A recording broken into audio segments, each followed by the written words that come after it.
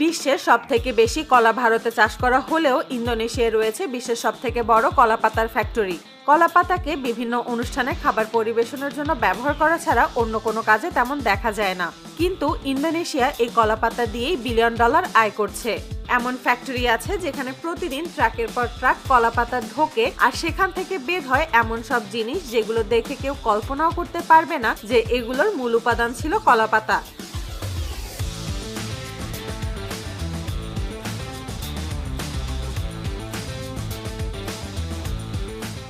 এই পুরো প্রক্রিয়াটি শুরু হয় কলা বাগান থেকেই। কলা গাছে একবার ফল ধরার পর সেই গাছ আর দ্বিতীয়বার ফল দেয় না। আগে ফল কেটে নেওয়ার পর পুরো গাছ আর পাতাগুলো মাঠেই পড়ে থাকতো, ধীরে ধীরে সেগুলো পচে যেত। কিন্তু ইন্দোনেশিয়ায় তা হয় না। কলার কাঁদি কেটে নেওয়ার পর কৃষকরা বড় বড় কলা পাতা আলাদা করে রাখে। অনেক জায়গায় এখন ফ্যাক্টরির সাথে সরাসরি চুক্তি থাকে। স্থানীয় এজেন্ট বা কোম্পানির লোকেরা এসব পাতা কিনে নেয় এবং একসাথে অনেকগুলো ট্রাক ভর্তি করে ফ্যাক্টরিতে পাঠানো হয়। পাতাগুলো যতটা সম্ভব তাজা অবস্থায় আনা হয়। ফ্যাক্টরিতে ঢোকার পর প্রথমে চোখে পড়ে বিশাল বিশাল ওয়াশিং ইউনিট। এখানে কলা পাতা একটার পর একটা ধোয়া হয়। পাতার গায়ে লেগে থাকা মাটি, ধুলো, পোকামাকড় আর ক্ষেতের রাসায়নিক ধুয়ে ফেলা হয়। ধোয়ার পর কনভেয়ার বেল্টে করে পাতাগুলো সামনে এগোতে থাকে।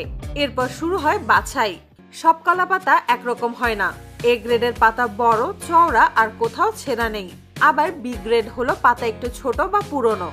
ফ্যাক্টরির কর্মীরা এবং মেশিন একসাথে কাজ করে পাতাগুলোকে আলাদা আলাদা লাইনে পাঠায়। তখনও বাইরে থেকে দেখলে বোঝার উপায় নেই এই পাতাগুলো এত মূল্যবান।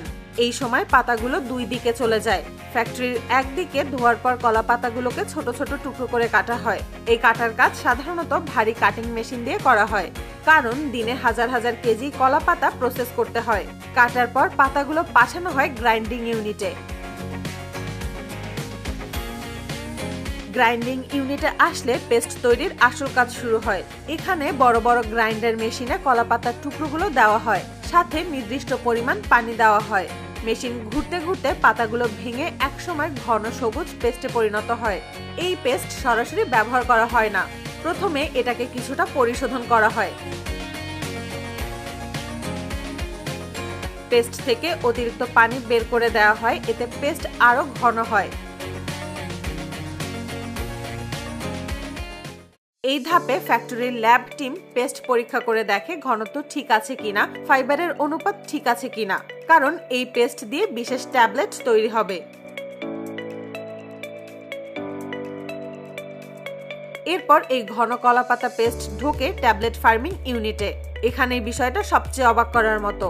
পেস্টকে বিশেষ ছাঁচের ভেতর ঢুকিয়ে দেওয়া হয়, তারপর উচ্চ চাপ প্রয়োগ করা হয়।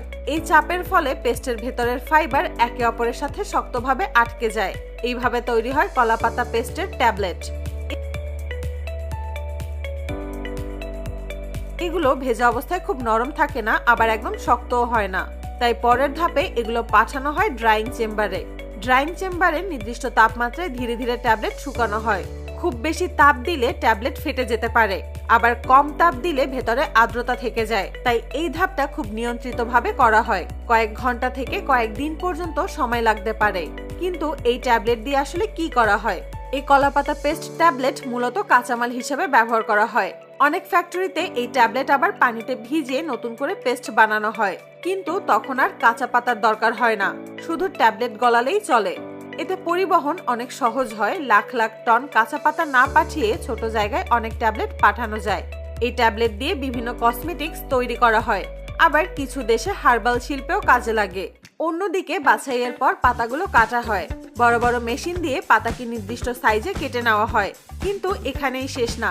কলা পাতা স্বাভাবিকভাবে কিছুটা শক্ত হয়, তাই এগুলোকে নরম করার জন্য বিশেষ ব্যবস্থা নেওয়া হয়। অনেক জায়গায় পাতার উপর গরম পানির ভাপ দেওয়া হয়। নরম করা পাতাগুলো এরপর প্রসেসিং বা মোল্ডিং মেশিনে পাঠানো হয়। এখানে আগে থেকে লোহার বা স্টিলের ছাঁচ লাগানো থাকে, যেগুলোর আকার প্লেট, বাটি বা ট্রের মতো। একটি ছাঁচের ভেতরে নির্দিষ্ট পরিমাণ কলা পাতা রাখা হয়। তারপর এর উপর থেকে আরেকটি ছাঁচ নামানো হয়। এই সময় মেশিন একসাথে প্রচন্ড চাপ এবং নির্দিষ্ট তাপ প্রয়োগ করে।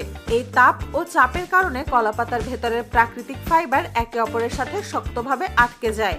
এবং পাতা তার স্বাভাবিক চ্যাপ্টা অবস্থা ছেড়ে প্লেটের আকার নিতে শুরু করে। কয়েক সেকেন্ডের মধ্যেই একটি কাঁচা কলা পাতার প্লেট তৈরি হয়ে যায়।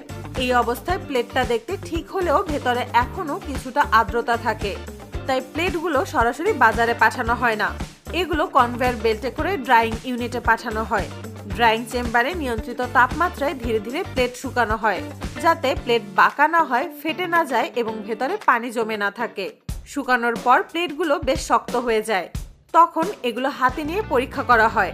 কোয়ালিটি চেক টিম দেখে প্লেট ঠিকমতো চাপা হয়েছে কিনা, কোথাও ভাঙন বা ফাটল আছে কিনা, কিনারা মসৃণ কিনা।